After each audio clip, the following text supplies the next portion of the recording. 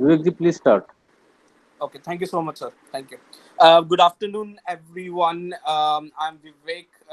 Would be taking um, your course on today's, which is on assessment in counseling, which is your block one. Under block one, we have the introduction towards the assessment and how assessment is done and what is psychological assessment. Then we have the assessment complexities. We have determination of aspects to be covered, and then we have the ambience and climate which is required for the assessment and counseling. Now, going first to the introduction to the assessment part. Assessment means it is a process of collecting information with regard to abilities, interest, aptitude, personality, attitudes, and beliefs. Now, what happens is assessment is the foremost part of the process where we try to help the client in understanding what their aptitude is, what their ability is, what their interest is, what is their aptitude, their personality, attitude, and belief. So assessment is very much important aspect when we talk in terms of counseling. But how it is important because until unless you won't be able to assess, until unless you don't assess a person, you won't be able to go ahead with the counseling process. For example, you do a counseling of 10th class students, and you have about 15 students, for example. Now, until unless you don't know those 15 students, you won't be able to do their counseling. So in order to do the counseling of 15 students, you need to understand what their personality is, what each of their personality is. You need to understand each of their ability, you need to understand each of their interest, you need to understand each of their attitude, their belief, their personality, because until and unless you won't understand these important attributes of psychology, therefore you won't be able to arrange a counseling session.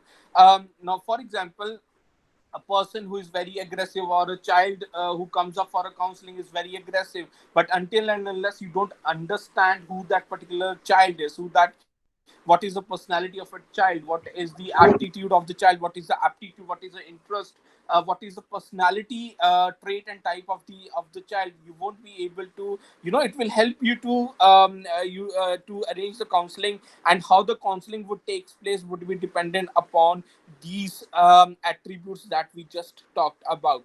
Now, what is a psychological assessment?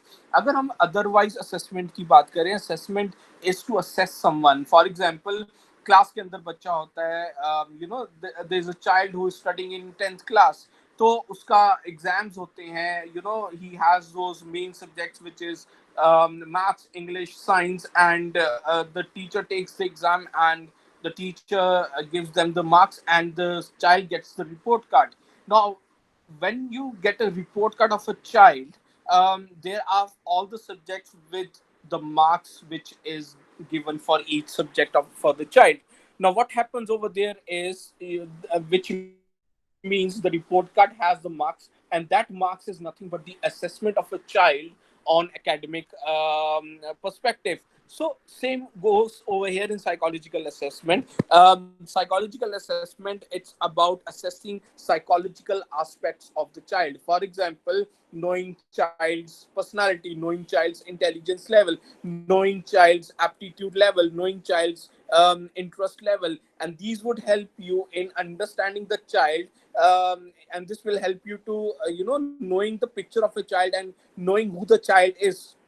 So this is what is psychological assessment. Now, the definition of the psychological assessment is that is it is a use of a standards or the systematic procedure for observing our behavior. For example, if you want to know the intelligence or the IQ of a child, you will you will take the IQ test, and you will conduct an IQ test on the child. So it's not only just about that you are taking the, or you are you know you are assessing the child on the basis of intelligence, but also you're observing the behavior of the child, that how the child is responding, what kind of body language, the child, what kind of body language the child is using, is the child comfortable in replying or not. So these are the very important aspects when you try to study the, or when you try to observe the behavior of the child. Next is psychological assessment. It usually involves more comprehensive assessment of the individual. When you do the psychological assessment, you're not just knowing the one attribute or the two attributes. You are understanding the complete picture of the person that you will be trying to counsel. So in order to get the information, you need to do the assessment. You need to understand by giving the by using the appropriate tools that are important to assess the different psychological attributes of the child.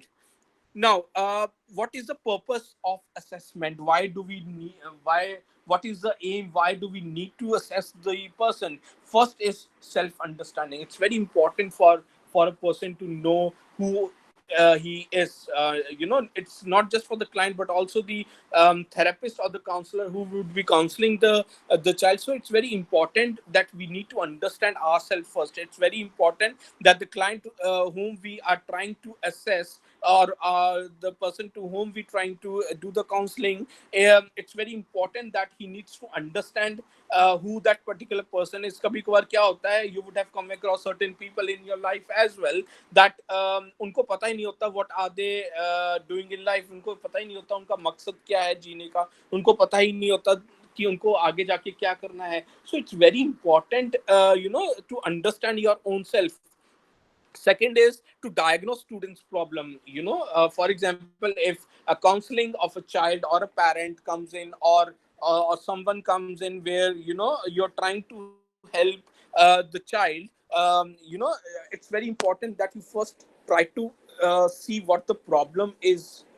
For example, if the parent comes up and says that हाँ मेरा बच्चा बहुत शरारती है, बहुत मारता है, बहुत abusive language use करता है. So it's very important to understand first कि उसका जो aggression का level है, अगर वो aggression show कर रहा है या tantrum show कर रहा है, वो किस level का है. Is it severe, or is it profound, or is it mild, is it acute? What level of aggression does the child has? So the tool would help you, the aggression tool would help you to assess the aggression level of the child. So you need to diagnose the person as well. Third is to help in career planning and education. It's very important, when you counsel a child, for example, there are career counselors, or child psychologists who actually deal with deal in career, where the therapist or the counselor helps the child in helping them to decide what they can do in life. What are the career prospects, what are the subjects that they should pick up after they do their 10th, for example. So the counselors, they do help, help the students in help in career planning. There are so many tests that are available in the market to understand the aptitude of the child, to understand the interest of the child. What happens in India, or what we see when the child does not succeed in their exams, or does not get good marks in the exam, is probably because the child has picked up a wrong stream. The child has picked up wrong subjects. The child is, for example, आजकल India में क्या होता है, भेड़ चाल चल रही है बहुत, कि अगर मेरी बेस्ट फ्रेंड कॉमर्स में जाएगी, अगर मेरी बेस्ट फ्रेंड ह्यूमैनिटीज में जाएगी, या मेरी बेस्ट फ्रेंड मेडिकल में जाएगी, I will go to the same stream as well, without understanding what the child is.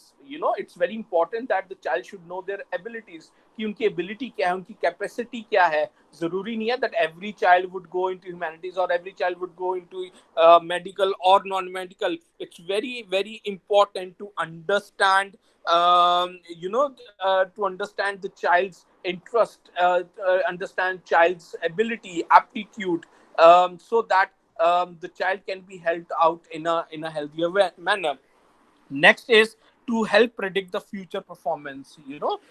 It's not about just education, but sometimes what happens is after you do the education, you go into the professional life, and in professional life it's about the performance that you give in the organization. So it helps you to understand yourself, and so that your performance in future, when you go into the professional life, it improves a lot. It improves over there.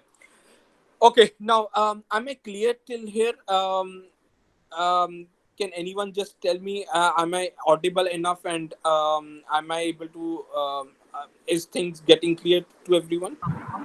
Yes, sir. All right. Thanks. Okay, next is principle of assessment. The assessment. The first is that the assessment should be holistic.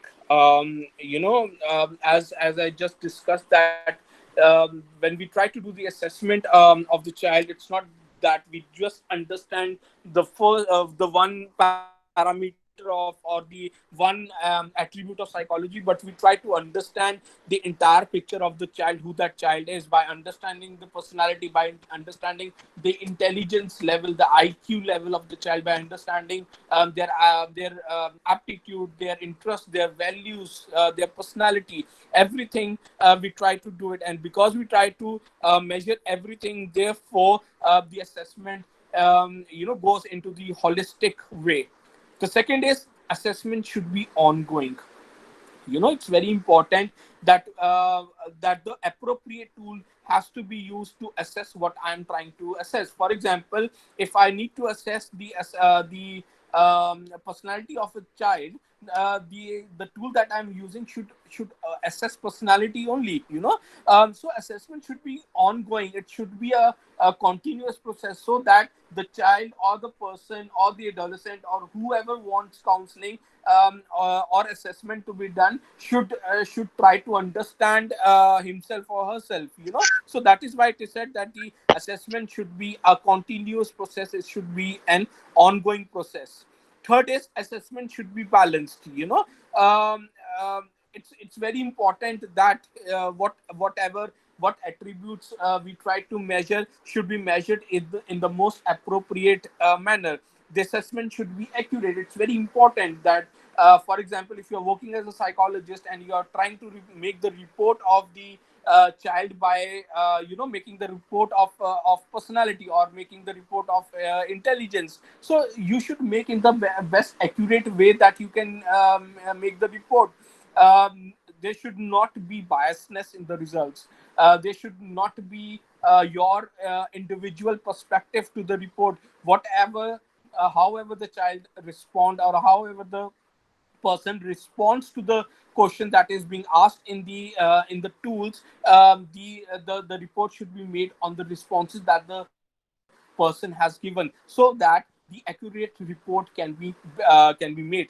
Next is assessment should be confidential. It's very important, that confidentiality needs to be maintained at every level when you are doing a counseling of a child, or when you are doing the assessment of a child, because until and unless you won't maintain the confidentiality, no one would turn up to you.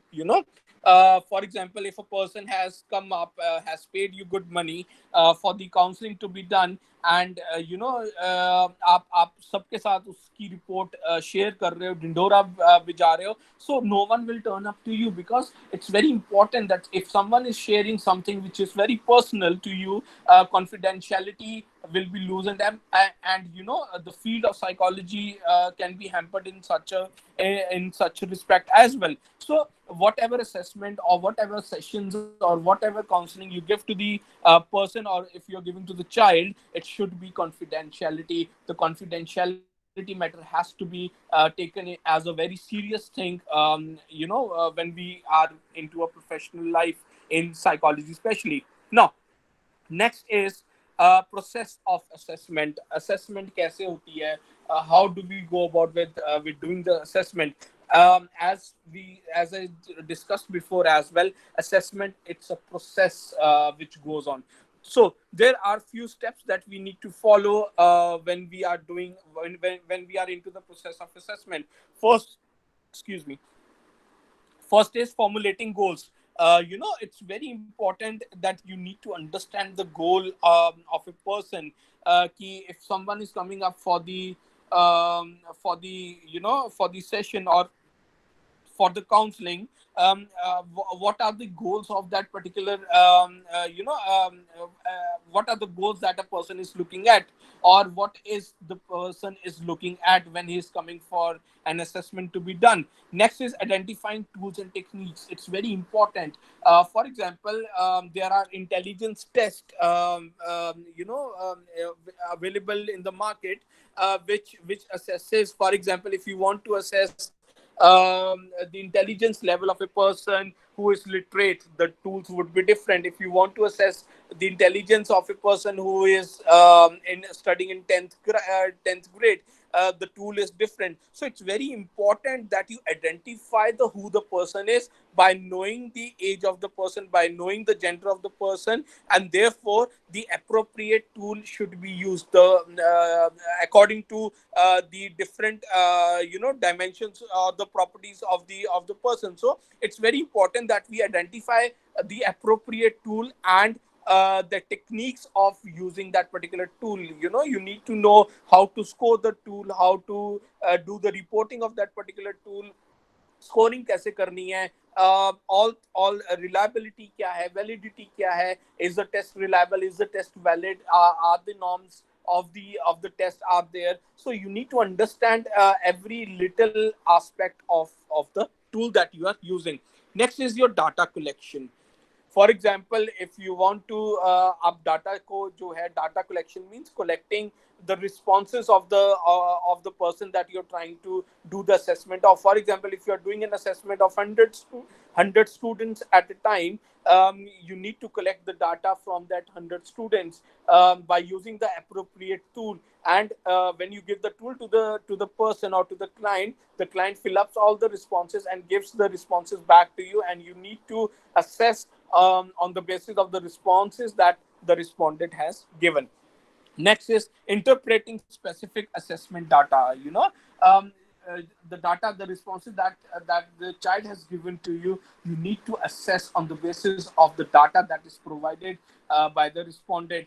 There should not be any subjective biasness, or your own responses should not be come into the picture. Therefore, whatever the scoring, however the scoring of the test is being provided, the assessment needs to be done, the scoring part needs to be done on those basis only. Next is formulating assessment information and reformulating goal. Then again you start with the goal thing, and then the session again, the process start. As I said before as well, assessment is a process. Once is one is done, you start with the other thing. So it's a process, it's an ongoing thing. Next is the methods of assessment. How do we assess? What are the different methods that we'll be employing while assessing, irrespective who the client is? The first is the interview method. Now, what is the interview? Interview is a face-to-face interaction between the client and the between the client and the therapist, or between the client and the interviewer, or between the client and the counselor. So interview method is a face-to-face communication. It's a face-to-face conversation between two people, where the person who is seeking the help is called the client, and the person who is giving the help is called the counselor or the therapist or a psychologist. Now, when I say interview method, there are three basic kinds of interview method: structured interview method, semi-structured interview method, and unstructured interview method. Now, what are these three methods? Um, for example, if I'm a interviewer, and I'm taking the interview of a person, there can be three possibilities. The first possibility can be that I have the format of questions that I'm gonna ask to the client.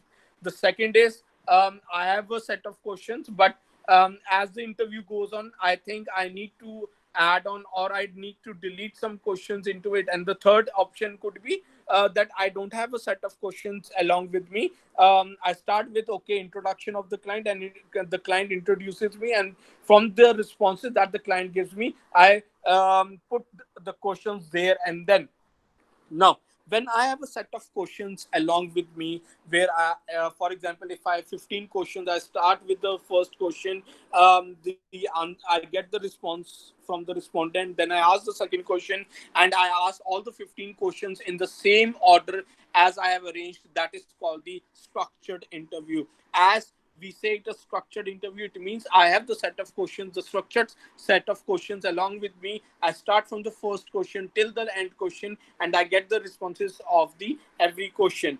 Now, sometimes what happens is, when I'm into the interview process, or when you are into the interview process, the responses that you get from the respondent, you think that you need to add or you need to delete some questions. So because you have a set of questions, but again you do the changes according to the demand of the responses that you get from the respondent, therefore you change the questions in between. That is called semi-structured interview. Semi means half, which means it is half structured, and half you change according to the situation or according to the responses that you get from the respondent. The third one is the unstructured interview. Unstructured interview method means it is not structured, which means you don't have a set of questions with you.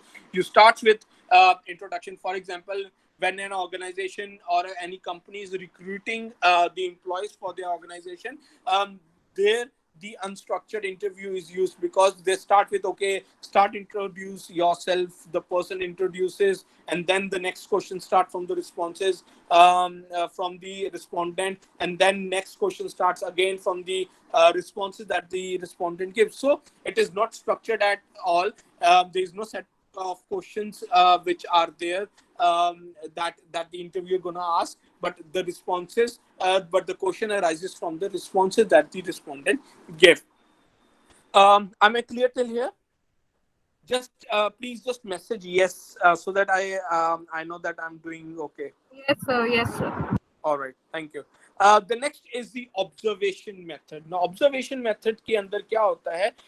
As the word say observation, it means to observe the behavior of a person. Now, the observation, observation के अंदर क्या होता है? For example, you need to observe a behavior of a child whose parents have come to you for the complaint that the child is very aggressive. So what you do is, you need to observe that particular child. So what you do is, you allow a child to play with, for example, play with the set of children who are already playing in a ground, and you ask a child, okay, you go to them, and you play with them, and you ask those players who are already playing, that allow this particular child to play. So you observe the behavior of a child. How is the child playing? Is he being aggressive? Sometimes what happens is, the child shows a specific behavior in a specific environment. Sometimes as the environment change, the behavior of the child changes as well. So it's very important to understand that the behavior of the child, is it similar in every specific environment? Is it similar in every environment, or is he showing a specific aggressive behavior just at home? Sometimes person is aggressive at home, but he's okay otherwise. So you need to understand whether the behavior, which is a wrong behavior, is it just inclined at a specific place or a specific environment, or is he showing the similar kind of behavior everywhere? So this is what the observation method talks about, by observing the behavior of a person. Now, there are few types of observation method. The first is a naturalistic observation. Naturalistic observation is an observation which takes place in a natural environment. मैंने जो भी example दिया आपको, that observing a child who is playing a football with his mates is a kind of a naturalistic observation, because you are observing the child who's playing in a park, in a ground, and you're observing the behavior of a child, how he playing with his mates. That is the naturalistic observation. Second is your structured observation. Structured observation means the observation that is, just inclined towards something. Or naturalistic observation can also can be, apart from naturalistic observation, is the laboratory observation, or contrary to the naturalistic observation is the the laboratory observation, where the observation is done into the naturalist into the laboratory setting in a room environment. The naturalistic observation is also called as the uncontrolled observation, because naturalistic observation में क्या होता है, the child can play anywhere, he can go anywhere around, but the laboratory setting is called as the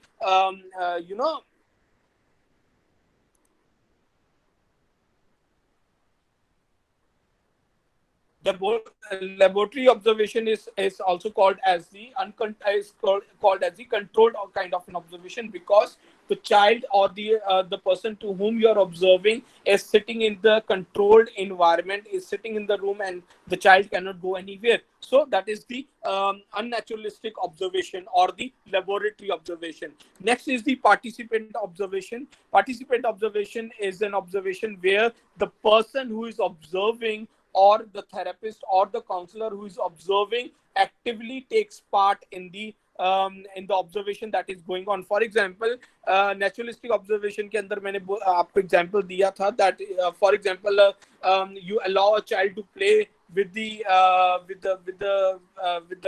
players who are already playing football. उसमें क्या होता है, you go and start playing with with those boys as well.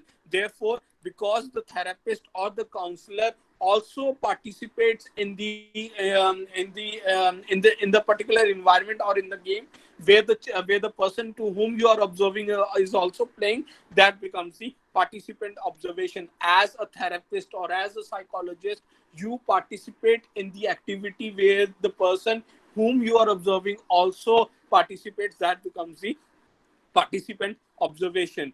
Um, After the observation method is the case study method. Now, case study method is a kind of a method where you study a single person at one time. Because you study a single person at one time, therefore it is called the case study, because you try to do the in-depth study of a single case, and therefore it is called a case study. When I talk about interview you can do one person at a time, or two people, or 10 people, or 100 people.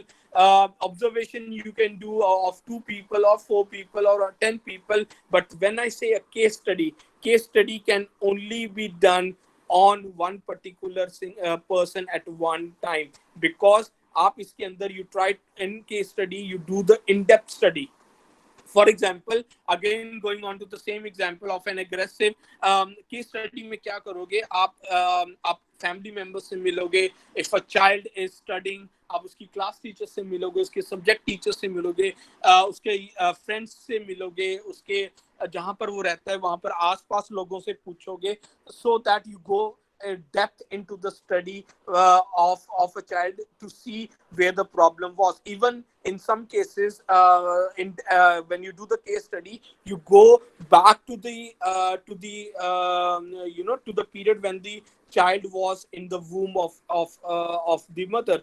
आप pregnancy की reports देखते हो, आप delivery की reports देखते हो, you take the study, you do the study, you take the study of the doctors who have done the operation of that particular mother who was pregnant. So आप बहुत बारीकी से जाकर चीजों को एनालाइज करने की कोशिश करते हो, and because you do very in-depth kind of a study, that is why it is called a case study. Am I clear till here? Yes, sir. All right. Okay. Now, next thing is the assessment complexities. Now, there can be some issues when I'm doing an assessment of a particular individual. There are conditions where the complexities can be aroused. For example, the first complexity when you do an assessment can be time and effort required in assessment. For example, if I talk about intelligence test, or even if I talk about the aptitude test, they are the time bound test. Intelligence test different different test हैं और हर एक test के अपना अपना time bounded है. Aptitude test के अंदर फॉर एग्जांपल अगर मैं एक टेस्ट की बात करूं, देयर आर 8 सब टेस्ट और हर एक सब टेस्ट का जो है उनके अलग अलग टाइम है. So you need to be focused, you need to be very strict with the time limit of those sub tests or time limit of the test if you are using. So sometimes what happens is that professionally people don't follow such norms, don't follow such time criteria. So it's very important, because if you don't follow the time, अगर मैं IQ की बात करूं उसके अंदर time bound, वो time bound test क्यों होता है? For example, anyone will be able to do a test, everyone will be able to solve the questions, but why do we take a time factor into consideration is because to see how intelligent a person can be in responding a particular question. For example, अगर आप there is the one test which ask, okay, अगर आपके चोट लग जाती है तो आप क्या करोगे? This particular question is for the children who are from 5 to 15 years of age. तो वहां पर बच्चा कैसे रिस्पॉन्ड करेगा would be dependent upon the score कैसे उसको मिलेगा would be dependent upon the kind of response that the child will give. So the amount of time that you that is there should be kept into an important consideration, because अगर आप time को उसमें नहीं लेते हो into consideration, it might create an error, it might create an issue in the assessment. You won't be able to make the accurate kind of a report because you're not taking time into consideration. Is someone's mic on?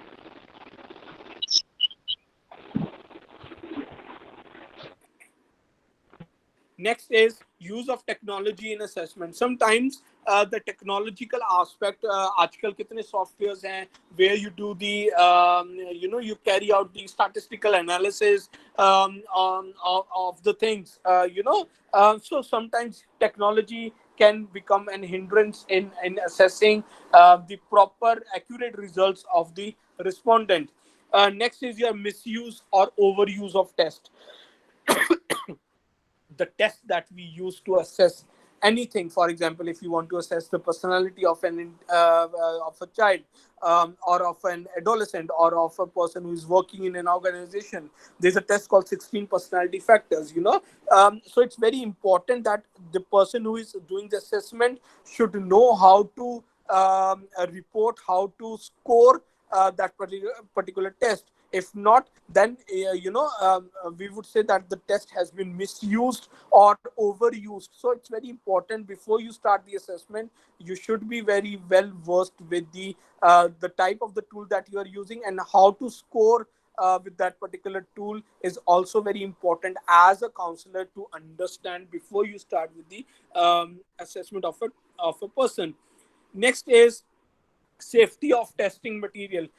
Sometimes what happens is there are some tests which are electronically devised. You need to understand the safety processes or the procedures of that particular tools as well. Sometimes the safety actually can put an impact, a negative kind of an impact on the child or the person of whom you are doing the assessment at that particular time. So taking the safety into this thing is very important. Next is confidentiality. The matter of confidentiality, as we discussed before as well, it's very very important. But if you don't maintain it properly, if you don't do it professionally, therefore it can become an major issue in doing the assessment of a child, or even if you are doing the counseling of a child or of anyone. Next is the appropriateness of the test. It's very important, that you use the appropriate kind of a test to assess any kind of the psychological attribute, because if you don't use appropriate test or the test that is supposed to be used, then it can create an error in the scoring, or it can create an error in maintaining the sheet of that particular test. So the appropriate test has to be used to assess any psychological attribute. Understanding who the person is very important over here, because if you don't understand, if you don't know the age or something of the client that you are doing the assessment for, therefore it might create a trouble to use that particular test. Next is reliability and validity of the test. Please switch off the mic. Someone's mic is on.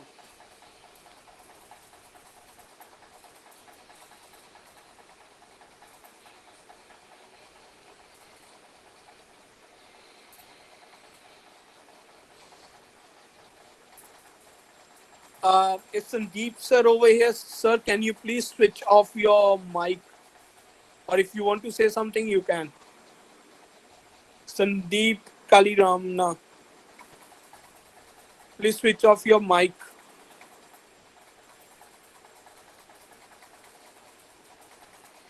Anyways, okay.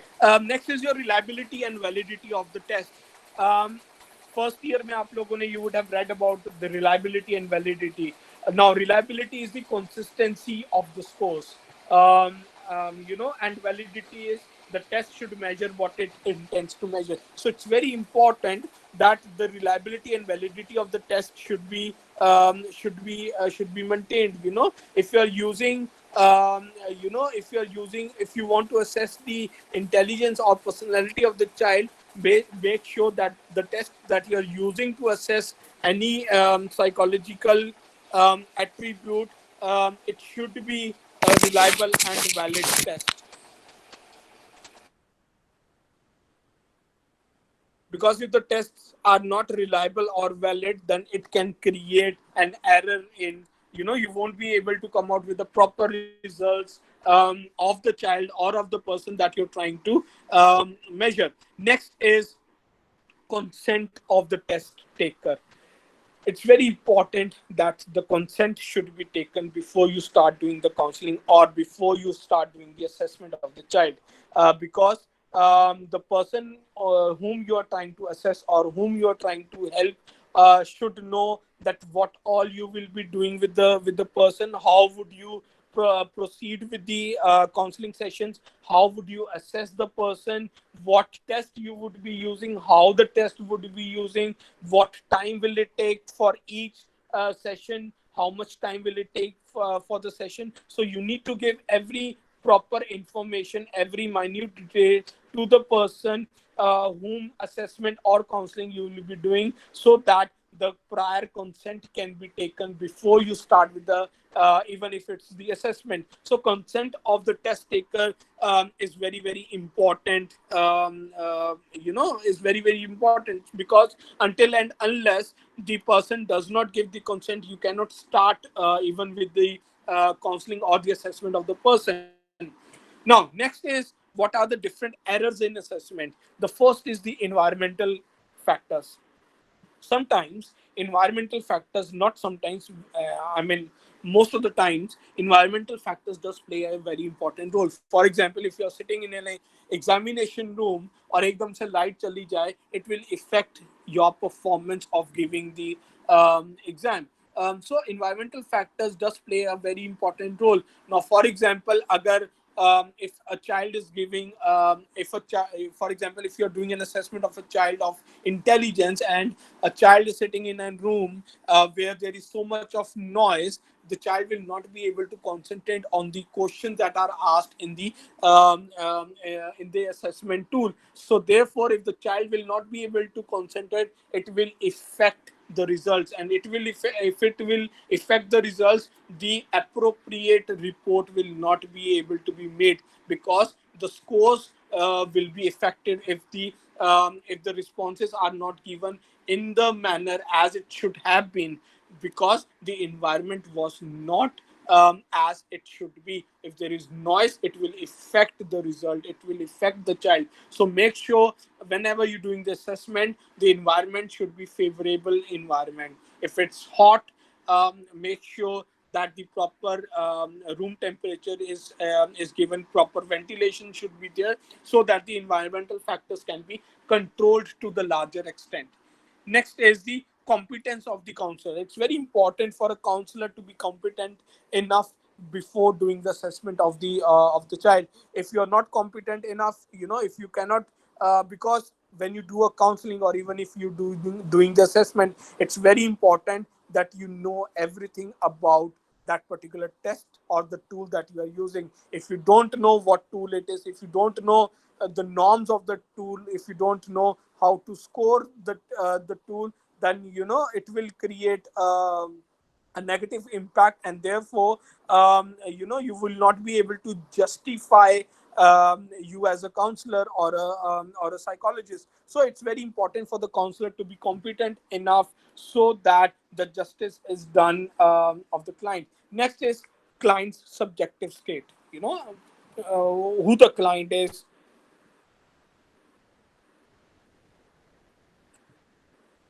Yes, if the client is minor, yes, the consent can be taken from the parent. There's a question: is my voice not audible? Sakshi ma'am, is it not audible? No, sir, it is audible. Sakshi ma'am, because someone has messaged, so that's why I'm asking. Is it not audible? Is it audible to everyone? Yes, sir, it is Yes, audible. sir.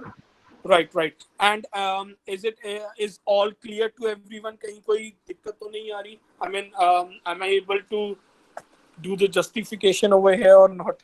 That's my important question. All right, thanks. Right, client subjective state. It's very important. The state of the mind of the client has to be. Agar, for example, आप counselor ho, you are the best counselor in the city, and you're doing the best that you can do, but the client is not ready to accept the problem. The client is not ready to be okay. The client is not ready that he wants to be okay. So it's very important that before you start with the assessment, or even if you start with the counseling sessions with the child, it's very important that his state of mind has to be in parallel to what you will be trying to do with the client. So client subjective state, the mental status of the child, of the client, has to be in line with what you are trying to do to help out the child. Next is the cultural differences. It's very important to understand the culture of the client. For example, the client might be from different family background, might be from different cultural background. So it's very important before you start with the assessment, or the before you start with the counseling sessions with the client. It's very important to understand his background, the culture he's from. Sometimes what happens is there are different kinds of body languages that are used in different cultures. So make sure, we need, as a psychologist, we need to make sure that nothing should hurt the client. Sometimes a body language or the gesture that we use can actually affect the culture of the client. So cultural differences, and also cultural differences in this matter as well. कभी कभार क्या होता है, हम जो assessment tools use करते हैं, they are very culturally biased. For example, if a test that is made in the north part of India can only be used for the sample who belongs to the north parts of India, can't be used in the south with the south people. So, for example, if your client is from the south and you're using the tool of the sample who are from the north, so it will create a biasness in the result. The result will not be accurate as it should be. So cultural differences यहाँ पर भी बहुत important role play करते हैं, because you need to understand, if you understand the culture of the person, you need to make sure that the appropriate tool should be used. The tool should only be used of the same culture the client is from, so that it will create a sample error then. Okay, so ethnicity, language and culture needs to be understand as well. The differences needs to be understand. You should, as a psychologist, you need to understand every culture before you start with the assessment or the counseling sessions with the client. Next is administration, scoring and interpretation. um, as I said before as well, it's very, very important as a psychologist that you need to understand how to administer a test, how to score a test, and how to interpret the results. Until as you don't know how to administer a test, or if you don't know how to score a test, if you don't know how to interpret the result, you won't be able to justify as a psychologist, and whatever the money the client is putting into you will go to waste, because the subject will not be able to get the appropriate kind of interpretation that has to be there. So it's very important that you need to understand the interpretation part as well, कि जो report आई है, जो scoring आया है, उसको interpret कैसे करना है, what kind of a score means what into what. For example, if we say that 90 to 110 is the if a score of 90 to 110 comes out in IQ, what kind of intelligence level does it indicate? So if a score is from 90 to 110, the child falls into the average intelligence level. So you need to understand every aspect before you administer a test, because administering, scoring and interpretation is very important um, um, while doing the assessment of a client. Next is the test scores. Obviously test scores जो आएंगे उसके basis के ऊपर जो है हमारी जो है इंटरप्रिटेशन होगी. So your interpretation will only be based upon the scoring of the client, and if the scoring is done appropriately, the interpretation will also be fair enough. Next is the ambience and the climate which is required for the assessment and counseling. um, the first important thing what is supposed to be done when you start with the assessment or the counseling, the first thing that is important is to establish a rapport with the client. If you don't establish a rapport with the client, it will not be a healthy conversation between the therapist and the client, or between the psychologist and the client. So rapport का मतलब क्या होता है? You need to make the client comfortable enough so that the client is able to share everything with you. वो तभी होगी when you are professional enough to understand everything. For example, if you go to someone for the first time, you will not be able to share your personal things or things that you will not share. But same goes over here as well. If you as a psychologist, if you cannot establish a rapport with the client, you will not be able the client will not be able to help you as a psychologist. So when you establish a rapport, when you make the client make the client comfortable enough that whatever will be done will be secret, will be confidential. That is how the rapport is built up. The first session that you have with the client is understanding the client, and then you go ahead with the things in a very in a very proper manner, in a very efficient manner, so that things which are supposed to be done at a specific level should be done at that particular level. So establishing rapport is very, very important. Second is readiness of the client. It's very important that the client is ready to be helped. Sometimes the psychologists, they put their 100% in helping the client, but the client is not ready to accept that he has a problem. So the readiness of the client is very, very important to be for the client, or for the counseling sessions to be healthy. Next is a counselor needs to be active listener. You need to listen and listen to the client, because client is paying us as a psychologist to, so that there is someone who is listening to the client. So the counselor needs to be active listener. If a counselor cannot be an active listener, means justification is not done, because sometimes what happens is, you would have read about the Freud's theory, where he's talked about free association में क्या होता है, you allow the client to speak freely of whatever comes into his or her mind, whether it makes a meaning or not. So same goes over here. You will only allow free association if you're an active listener. If you're not an active listener, free association will not work. So a counselor needs to be active listener. A client therapist needs to be a good listener, so that a healthy conversation can be established, and whatever the client wants to say, you are ready. You are there for the client to listen to what the client wants to say or wants to discuss with you. Next is your communication.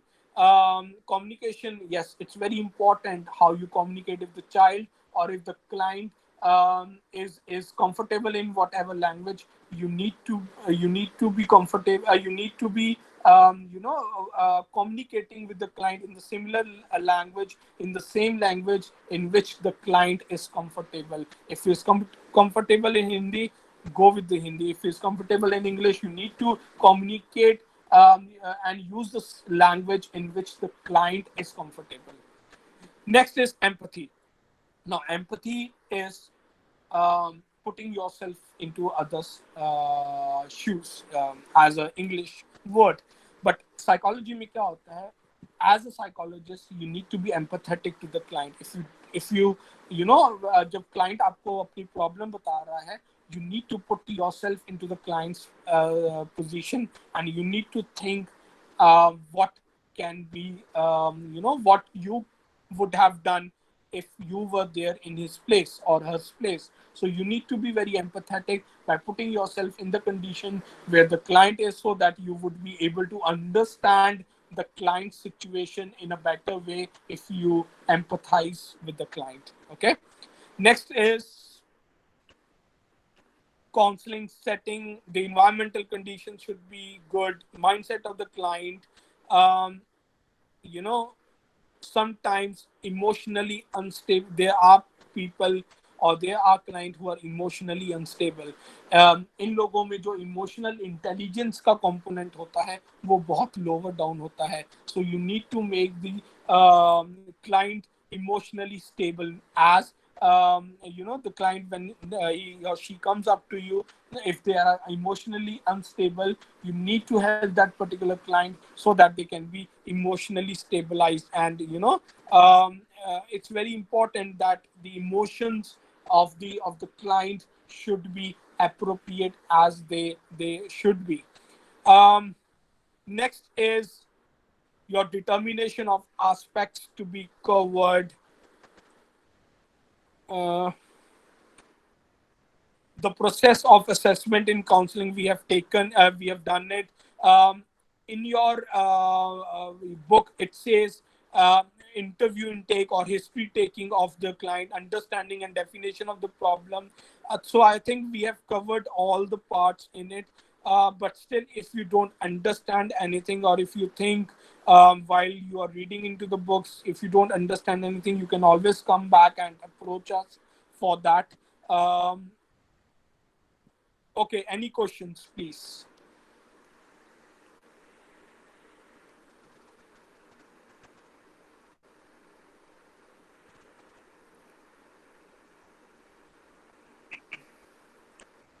Any questions from anyone, please?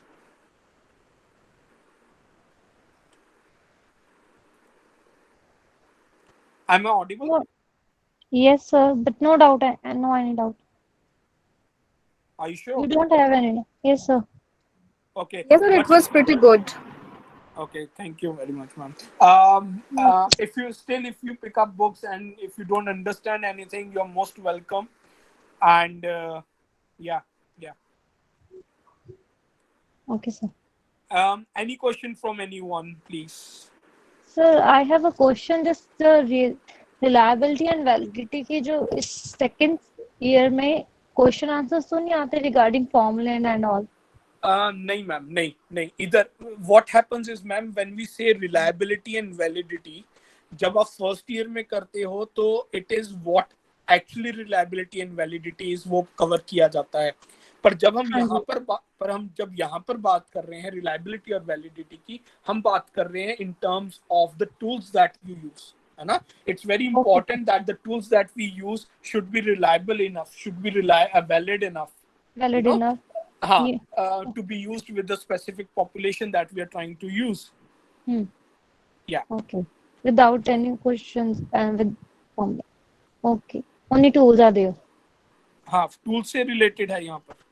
Okay, sir. Thank you. Yes, Harpal ma'am, today book your module 1 has been covered, which has 4 units. Anything else? Any question?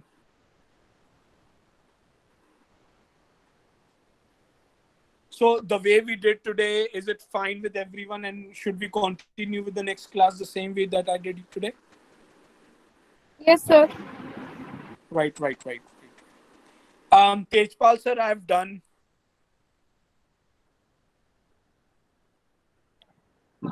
Okay, thank you, Vivek sir.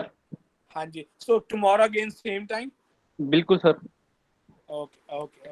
Thank same you, sir. Time Thank same you. Link, same link रहेगा सभी विद्यार्थियों की जानकारी के लिए. Link भी same रहेगा और सेम टाइम रहेगा.